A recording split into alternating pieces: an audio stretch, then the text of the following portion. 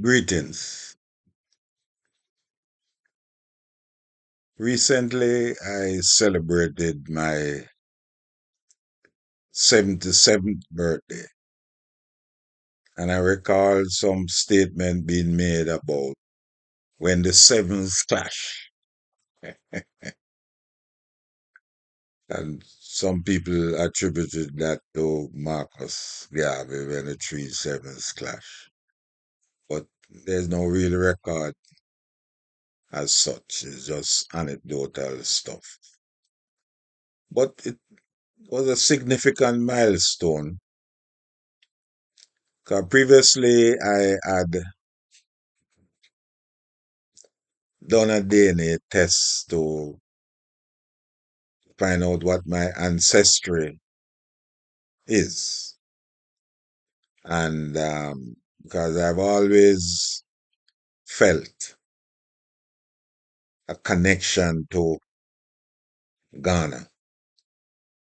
I've been there, been to Nigeria, Tanzania, Egypt, and several, you know, countries on the African continent. We had a good fortune. The first time I went to Ghana and I came off the plane, it was as if I'd come home. That was the feeling I had. No, just an automatic thing. I just felt this is where I'm from. So the DNA, however, showed that I think, maybe about 70% what they said Nigerian, because they're going by the country. And also that included connection with Ghana and connection with Togo and even Uganda. That's natural. And then I knew that the division which the British, French, Belgium, Europeans did to Africa to divide up Africa, where there were natural tribes and the connection, I knew that and eventually confirmed that the Igbo, which is from the northern section of Ghana to I think is the southern section of Nigeria. I could be wrong, but whatever that is that area in which the Igbo tribes. So I'm quite sure that that is what it is. I was born on a Friday morning, 24th of June, 1949. And therefore, in the tradition of the African naming, I named myself Kofi because I was born on a Friday. So privately, I would call myself Kofi. But the name that I was given was Dennis Anthony. My father's name was Smith. Now, in trying to grapple with some questions, I've been looking at African spirituality, only to find out that the lineage, how they function, is ancestral. The same thing with the native people of the Americas. The same thing exists with Chinese and Indian civilizations. They do not worship their ancestors.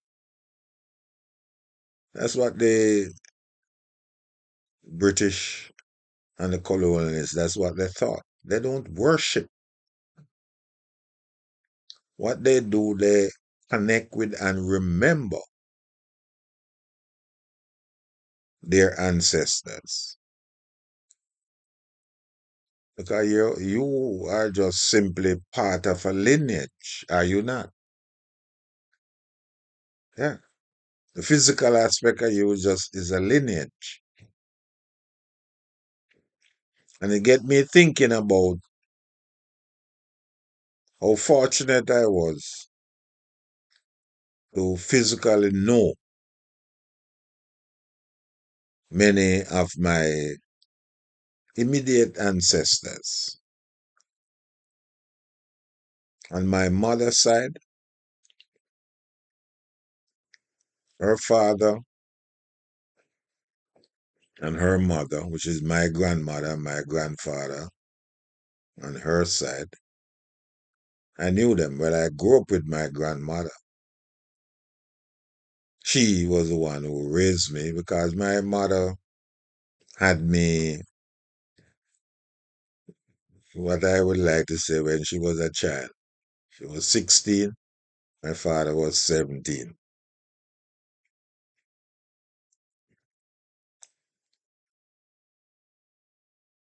My grandfather, his father, well, my grandfather was Donald Murray. My mother's name is Dorothy Murray. And Donald Murray, my grandfather, his father was John Murray from Limehall.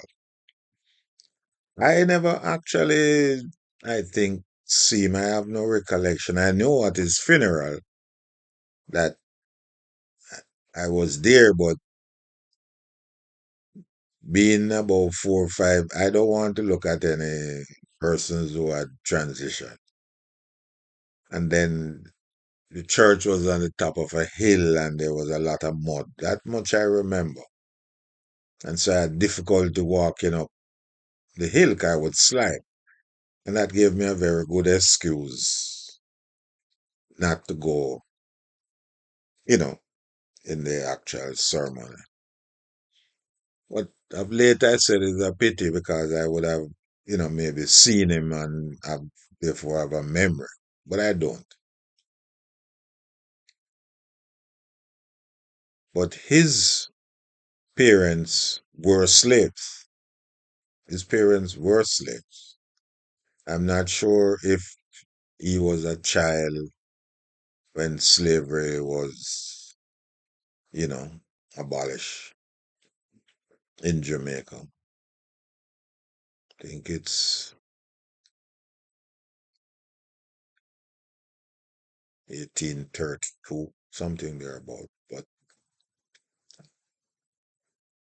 so that is that side. On my grandmother's side, I met her father, which is my great great grandfather. It's a Chambers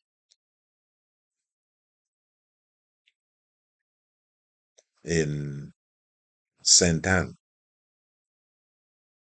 Priory, St. Anne. And we spent some time together and I visited him a couple of times after meeting him. When I met him, he was about 92,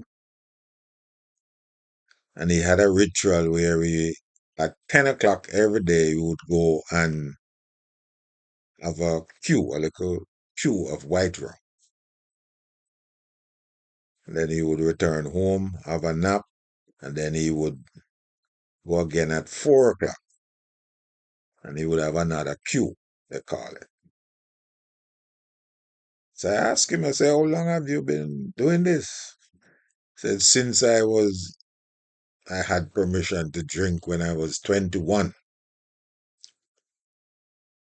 I offered to carry them to Kingston because he said he had never been to Kingston. And he said, no, he have no interest. He doesn't need to snow anywhere else. It's quite comfortable. And that was a strange thing. I learned lessons from that There's something that are not interest to an individual. And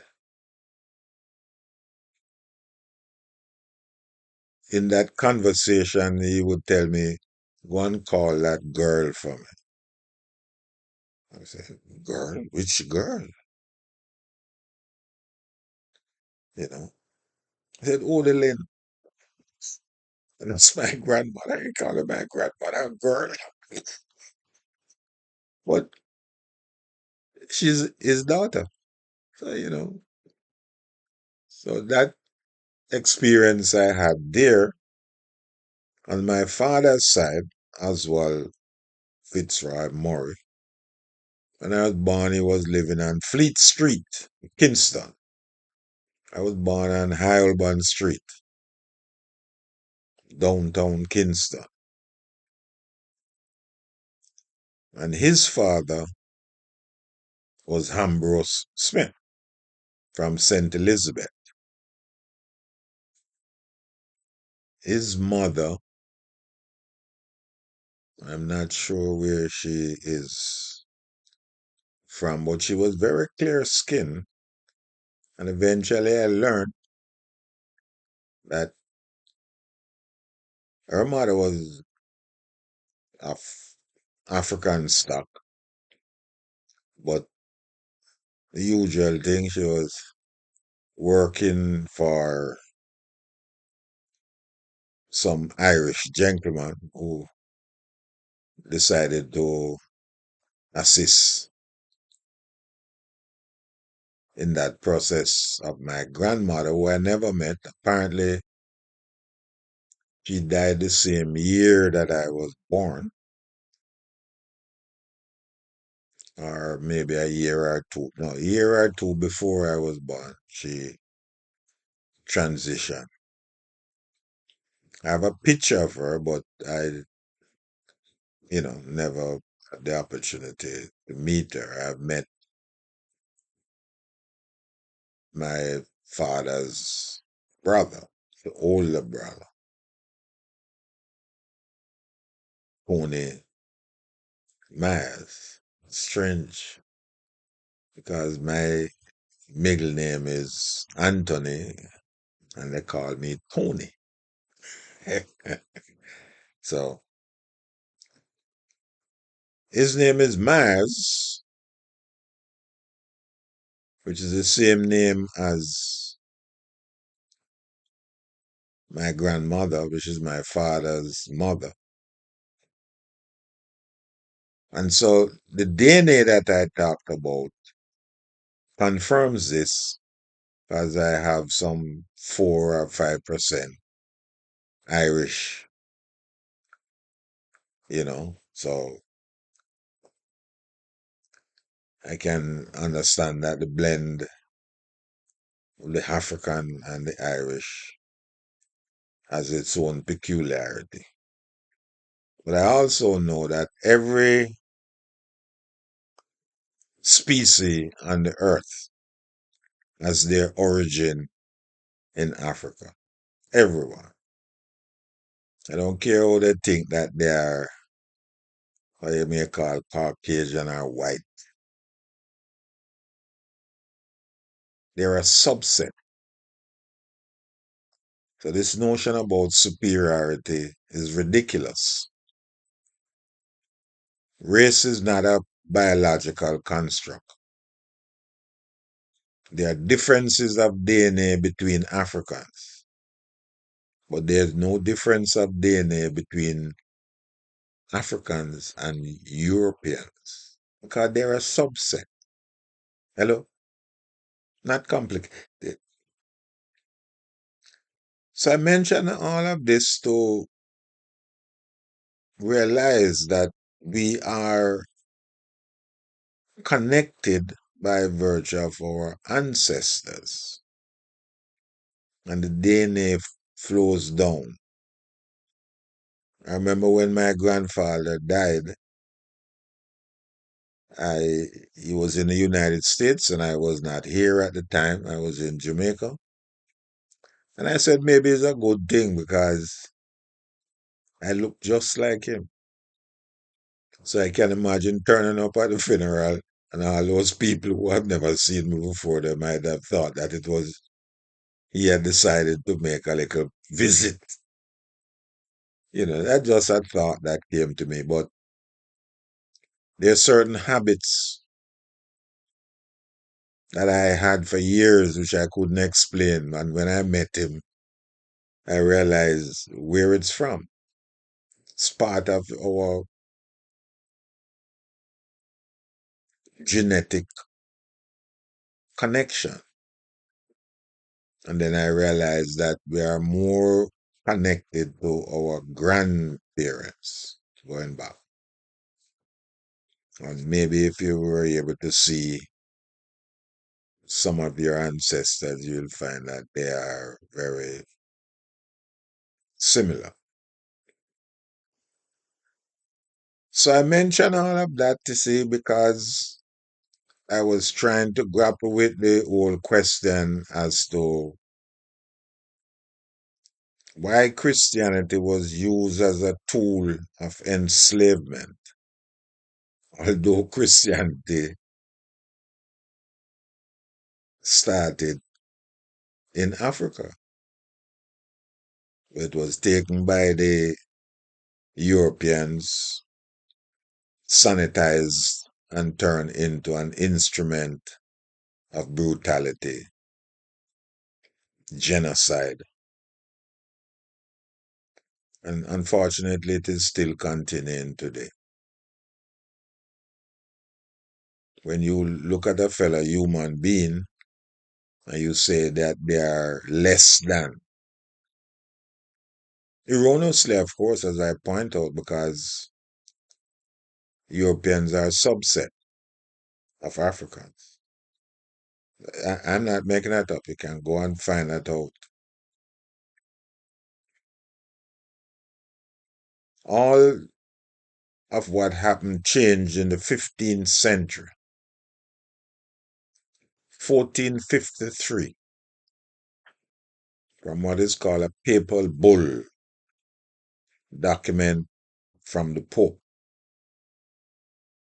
giving the kings and queens of Europe the right not only to enslave, but to kill and to take the lands of the dark skinned people and the other people of the world.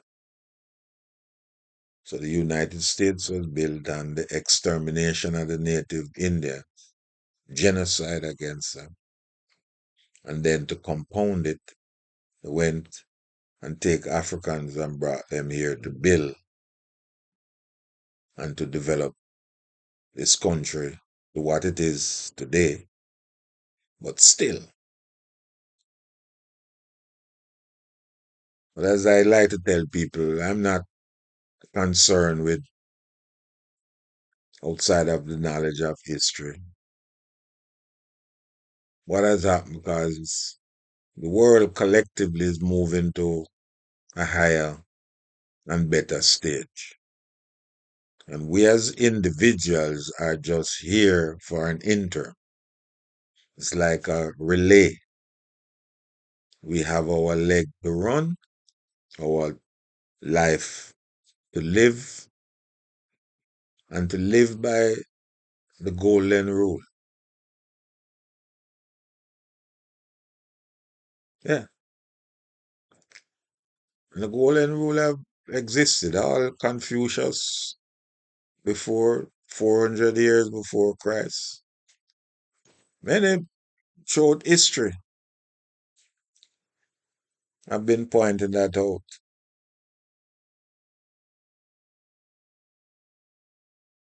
And the consequence of not living by the golden rule. Do unto others as you would they do unto you, which is love, basically. Jesus talked about that in his ministry. The greatest thing is love. Yeah. Just to love your fellow human beings, to acknowledge them. The good and the bad don't matter. The flaws and the exceptional nature of their character. So that's the journey. And to my grandchildren, this is why I'm doing this. So you can understand where you're coming from and where your place is in the development and the natural order of life. But you're going to make your contribution. Make it significant as your grandfather has done and live a rich life. Remember, what you sow, you shall reap. So be careful. Go by the golden rule. Do unto others as you wish them to do unto you. And to remember that your lineage is a glorious one, is a wonderful one. It did not start with enslavement.